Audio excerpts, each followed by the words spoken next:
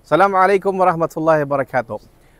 November 14, 2025, nandito po tayo sa Masjid Ikhlas mga kapatid at officially, ayan, grand opening po ng ating Masjid Ikhlas, Friday, dito po sa Zone 6, Barangay Romualdez, MacArthur, Leyte.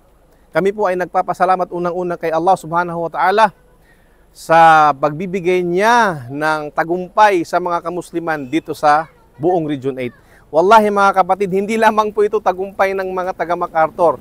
Tagumpay po ito ng mga kamusliman dito po sa buong Region 8. Sino po ang hindi matutuwa na nakapagpatayo dito sa isang lugar na minority ang mga Muslim ng isang masjid na kung saan sumisimbolo po sa kapayapaan, sumisimbolo po sa pagkakaisa ng mga Muslim. Kami po ay nagpapasalamat unang-una kay Allah subhanahu wa ta'ala sa kanyang taufik na makagawa ng masjid dito sa lugar na ito. At ganun din naman, sabi nga, sino man ang hindi magpasalamat sa tao ay hindi siya nagpasalamat kay Allah subhanahu wa ta'ala. Nagpapasalamat po kami sa lahat po ng ibang sponsor. Unang-una po sa sponsor ng masjid na ito, kay Doc, no? At sa lahat po na naging sponsor dito, na yung iba hindi na magpapabanggit, yung ibang tumulong, semento, hollow blocks, iba tumulong dito, at ibang kapatiran natin na tumulong na sila ang magpatapos ng natitira dito sa masjid na ito, inshallah subhanahu wa ta'ala. Kaya maraming salamat po.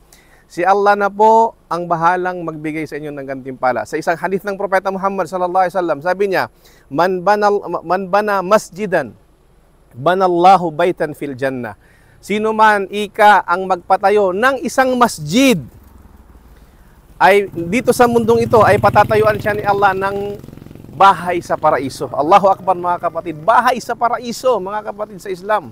Sa isang narration ng hadith, kahit na ang kasing laki lamang ng bahay ng ibon ang ipatayo mo na masjid, dito sa mundong ito ay patatayuan ka ni Allah sa kabilang buhay ng bahay sa paraiso. Kaya hanian, congratulations po.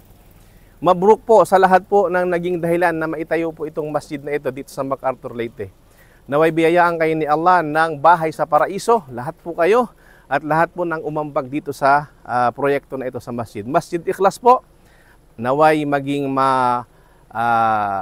progresibo yung mga kamusliman dito. Simula po na inshallah magkaroon ng Muslim community dito sa lugar na ito inshallah. So maraming salamat po. Assalamualaikum warahmatullahi wabarakatuh.